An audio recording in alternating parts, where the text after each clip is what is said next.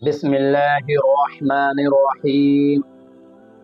السلام علیکم ورحمۃ اللہ وبرکاتہ۔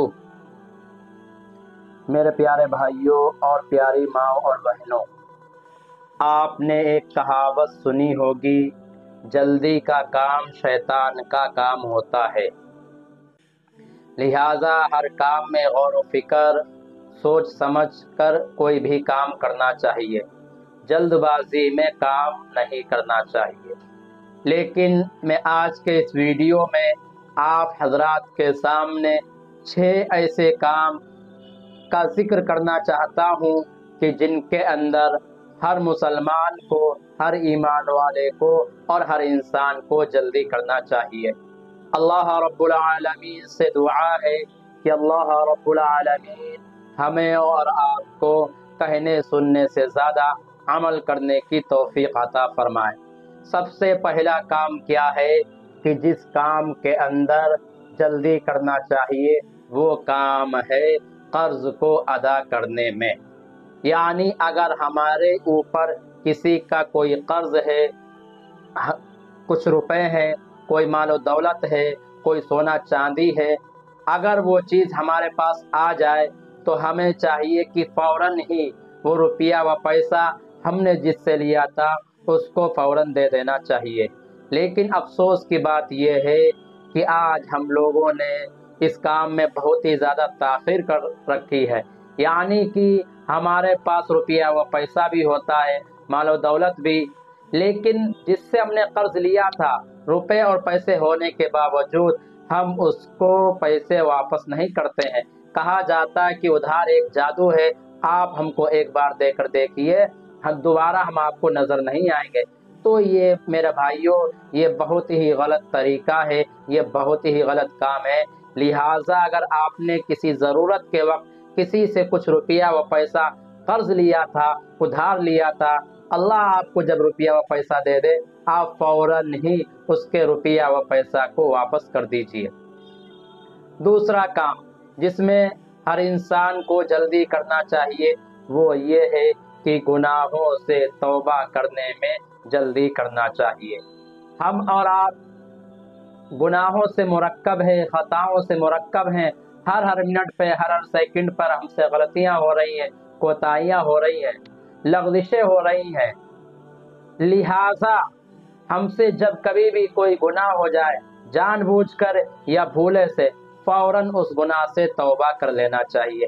آج اکثر و بیشتر ہم لوگ جان بوجھ کر ہی گناہ کرتے ہیں۔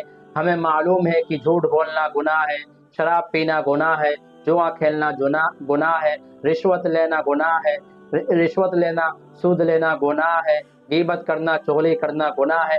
پھر بھی اس کے باوجود ہم ان تمام گناہوں میں ملوث ہیں اور ان تمام گناہوں کو ہم کرتے ہیں۔ لہٰذا پھر بھی اگر ہم سے کوئی گناہ ہو جائے تو ہمیں اور آپ کو چاہیے کہ ہم اور آپ فوراً توبہ کر لیں۔ حدیث مبارکہ میں آتا ہے کہ جب کوئی بندہ کوئی گناہ کرتا ہے تو اس کے دل پر ایک سیاہ نقطہ لگا دیا جاتا ہے۔ اگر وہ توبہ کر لیتا ہے تو اس نقطے کو مٹا دیا جاتا ہے، لیکن اگر وہ بار بار گناہ کرتا ہے اور وہ توبہ نہیں کرتا ہے تو اس کے ایک گناہ کرنے پر اس کے دل پر جو ایک سیاہ نقطہ لگا دیا جاتا ہے، دوسرا گناہ کرنے پر دوسرا سیاہ نقطہ لگا دیا جاتا ہے، یہاں تک کہ تمام کا تمام دل، پورے کا پورا دل کالا ہو جاتا ہے، سیاہ ہو جاتا ہے۔ لہٰذا ہم جب بھی کوئی گناہ کریں تو ہمیں اور آپ کو چاہیے کہ ہم فوراً توبہ کر لیں۔ تیسرا کام جس کام کے اندر ہم کو جلدی کرنا چاہیے وہ یہ ہے کہ جب اذان سنیں تو اذان سن کر فوراً مسجد میں جانا چاہیے۔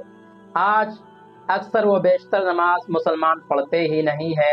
95% لوگ مسلمان ایمان والے، مرد و عورت، بوڑھے و جوان نماز پڑھتے ہی نہیں ہیں۔ 2-4% پڑھتے بھی ہیں۔ ان کا یہ مزاج بن چکا ہے کہ جب تکبیر کا وقت ہو جائے گا، جب جماعت کا وقت ہو جائے گا، پھر ہم آئیں گے مسجد میں وضو کرنے کے لیے، ہم مسجد کے وضو خانے پر لائن لگائیں گے، پھر ہم ٹوائلٹ پہ لائن لگائیں گے، اور اس طرح سے ہماری تکبیر اولیٰ بھی چھوٹتی ہے اور ہماری رکعتیں بھی چھوٹتی ہیں، اور کتنے لوگ ایسے ہوتے ہیں کہ ان کی جماعت ہی چھوٹ جاتی ہے۔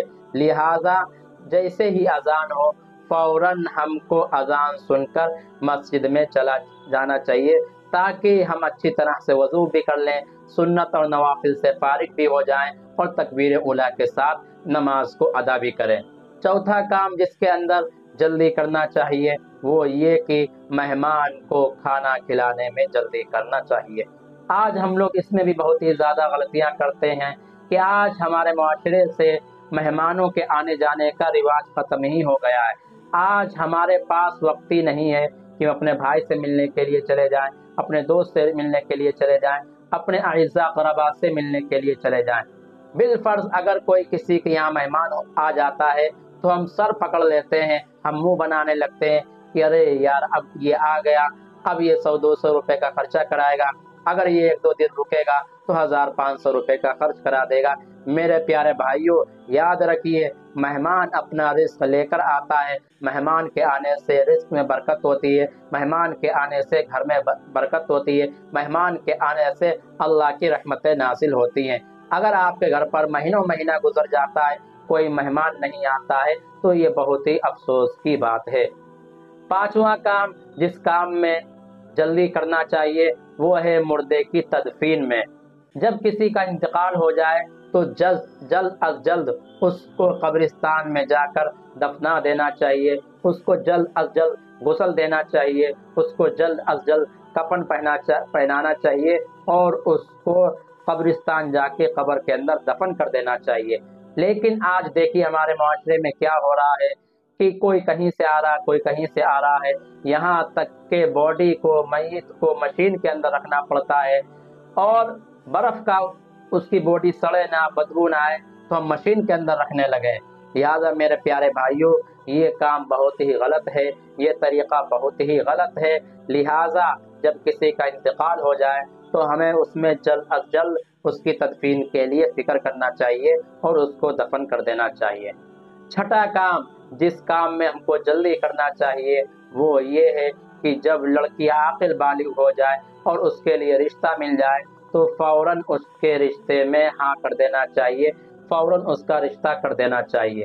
آج کیا ہو رہا ہے، آج ہماری بیٹیاں بڑی ہو رہی ہیں، جوان ہو رہی ہیں، ہم شادی ہی نہیں کرتے ہیں، ہمارے پاس اچھے سے اچھے رشتہ آتے ہیں، پھر بھی ہم ان کو ٹھکرا دیتے ہیں، یہاں تک کہ جب بچے کی جوانی ڈھلنے لگتی ہے، عمر بڑھنے لگتی ہے، تب ہم جا کے کہیں اس کی شادی کرتے ہیں۔ اس کا نتیجہ یہ ہوتا ہے کہ وہ لڑکیاں، وہ بچیاں گناہوں میں مبتلا ہو جاتی ہیں، گناہوں میں ملوث ہو جاتی ہیں۔ تو میرے پیارے بھائیوں، یہ 6 کام تھے کہ جن میں ہم کو جلدی کرنا چاہیے۔